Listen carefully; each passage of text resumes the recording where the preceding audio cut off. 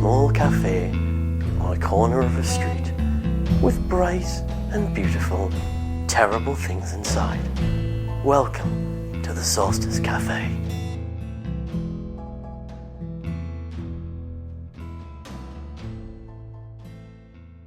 Here's the thing.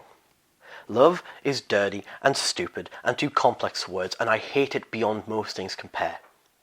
I hate love, and I hate the things it makes people do. I hate how selfish it makes people, the various abhorrent things people do, and then justify with love. But the truly sick thing is, you can't stop yourself from falling in love. You cannot stop yourself from being in love. Try as you might, you can tell yourself for as long as you like that you don't love a person, but in truth, sometimes you have to admit that you just do love someone. There are times, yes, when you must free yourself from the bonds of love. In abuse, in pain, and such things. But for the most part, when you love someone, you're stuck with that. And the truth of it was, I'd spent so long trying to keep myself from falling in love, but I wasn't prepared, well, for Sarah. I wasn't prepared to meet a girl who swept me off my feet with a connection that was almost too much to bear. There was a chemistry between us that I'd never felt with anyone before. I didn't want to fall in love with her. I tried my damnedest to not be in love. I kicked and I screamed and I railed against the fucking idea. Because I hated it. Because it meant fighting that old idea of just being friends. I was happy as friends. I really was. I enjoyed her company and her friendship, and that friendship was the best thing in my life. It meant the same old struggle of knowing that my mental illnesses would bring about the destruction of all things good in my life, as it always did. Being in love to me meant only pain. It had only ever meant that, and I didn't think it would change now. It was a fresh form of hell every time. Because the greatest trick the devil ever pulled was convincing the world that he didn't exist. And God's greatest trick was convincing us that we ever had a choice. Love, I think, was mentored by God, given that it plays the same trick. Love doesn't give you a choice. At least it never gave one to me. What does that have to do with anything? I thought you wanted to know about me and not the cafe. Well, to know you, I must first know the cafe. That's a crock of shit, but whatever. The point is, this story's about love. At least, this time it is. So I have to voice my opinion on love. Anyway, you impatient little shit. I was sat in the cafe with Phibes at the counter talking to me. It'd been about 3 weeks since the whole, executing a man thing, and so we had time to smooth things over. I found that I could trust him a lot more, since I had seen him at his version of work. Killing evil, raising hell. His downtime, essentially. So, Phibes, I was thinking about having a Nerf competition in the cafe after closing time for the patrons. What do you think? What the hell's Nerf? Okay. Nerf are toy guns that fire foam darts. It's like paintball, but safer and it hurts less. Where the hell would I shoot foam bullets? I got real bullets right here. Because you'll kill them. Fair point. There was a slight silence before Phibes spoke up again. Hey, dude. Who's that? He pointed out the window, and there was Sarah, pacing back and forward in front of the door, getting close to opening the door and then moving back, almost to leave, but then she turned back to the door.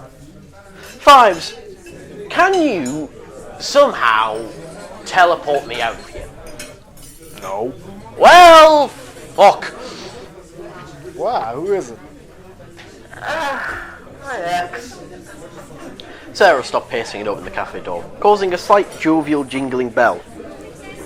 You want me to shoot? No! Well, I mean, maybe, but no time right now. Afterwards. Dean? Sarah said as she moved to the counter. Sarah? Ah!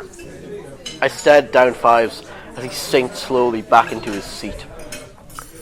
How can I help you? I asked. I need to talk to you. It's okay. In private, preferably? I don't actually get off work till 6 a.m. Are you sure you could get someone to fill in? I'm actually the only guy that works here. I can come back later. No, you might as well stay in the counter. We can talk while I work. Sure? Yeah. Sarah took a seat awkwardly next to Phibes as I took out a cigarette and sparked up.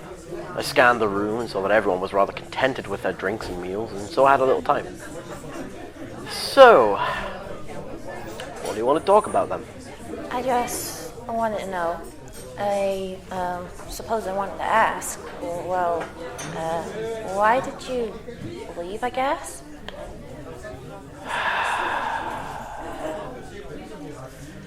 There's a lot you don't know about me. A lot you may not want to know about me. But how can you know that unless you tell me? Because I know from experience. People tend not to react very well to it. I'd still prefer to know. I'd rather know it and make a decision than just to have you walk away from us. But, from the chance of us. Look, this place, it makes you mad, but I was mad long before I came. Look, I'm mentally ill. I was diagnosed with Asperger's, borderline personality disorder. I live my life on a razor's edge outside of normalcy and all that bullshit. I have panic attacks. I have mental and emotional breakdowns a lot, constantly.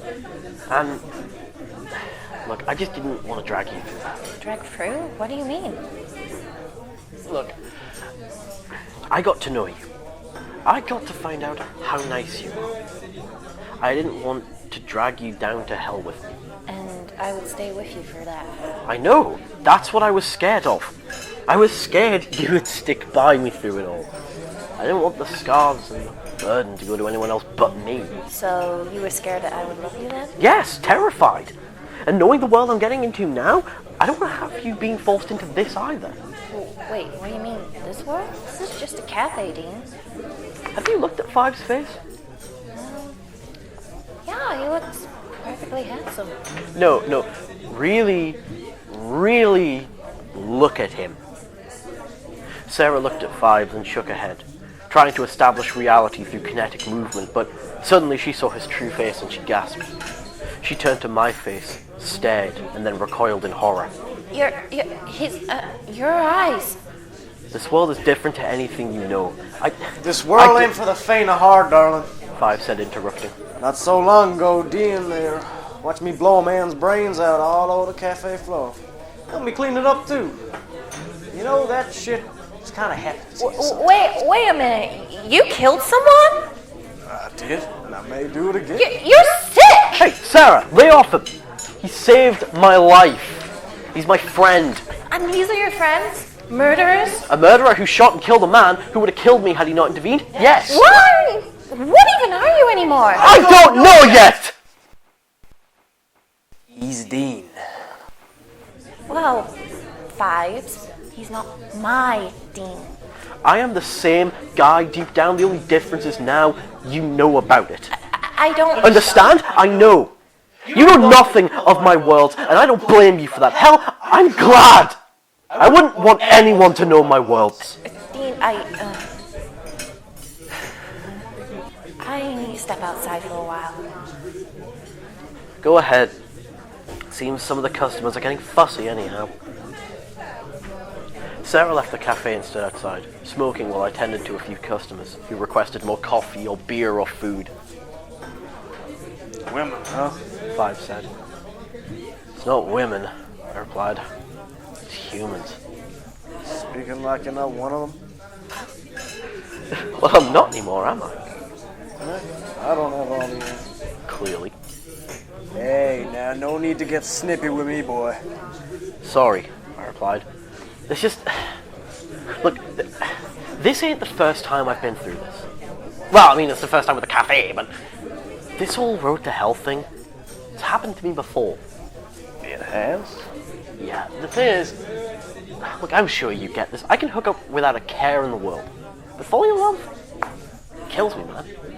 I always end up thinking there's someone better for them than me. I've loved 3 girls in my life. And you know where they are now?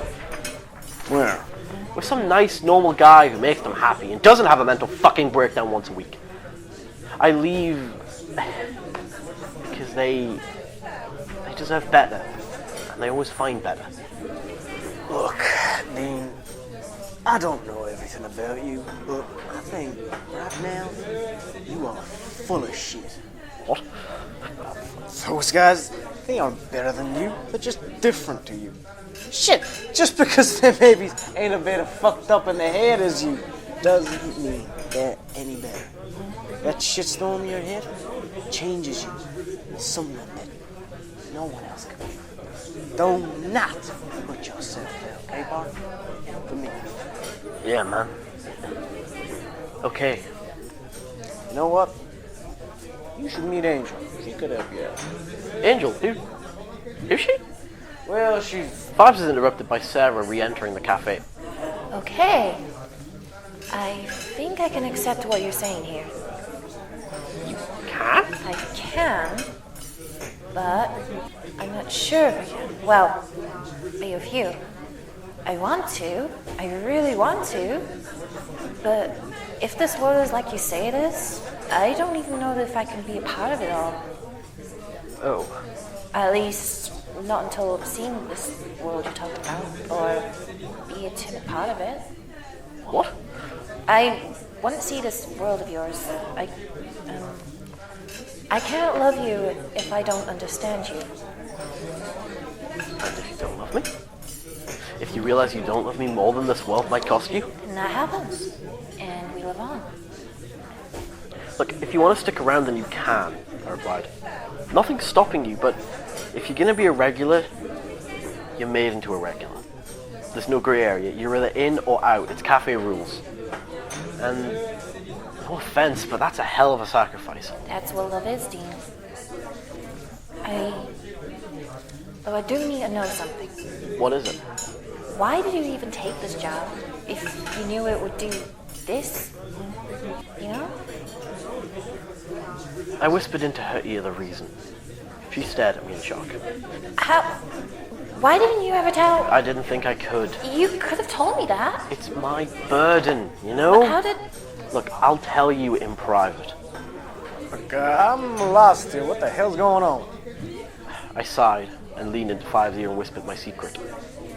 Fucking... Really? Yep. God damn. Me too, actually. Really?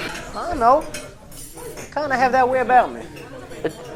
We all, the three of us, stood with each other, bonded by a shared secret, taking in the world we knew now.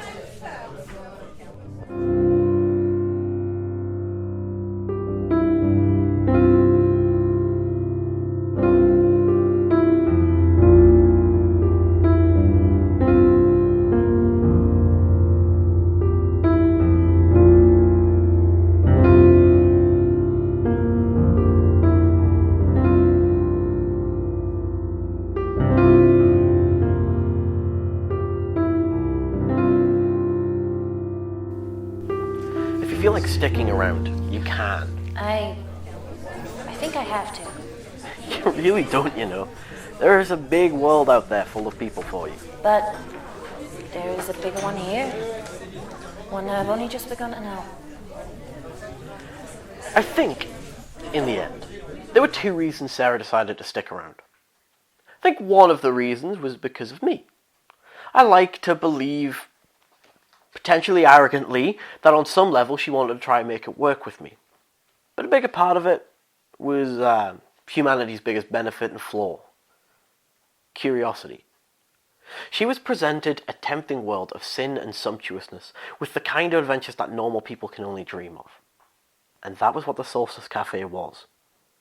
A relief, a haven, and a temptation.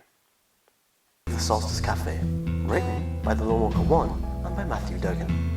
The songs were Mesmerize by Kevin MacLeod of Incompetech.com. The other song was Anamalie, again by Kevin MacLeod of Incompetech.com. The voice of Dean was the Lone Walker 1. The voice of the interviewer was Matthew Duggan. The voice of Phibes Noire was Matthew Duggan. And by Lynsey Coultas and Sarah. We hope you will stop by again for another visit to the Solstice Cafe.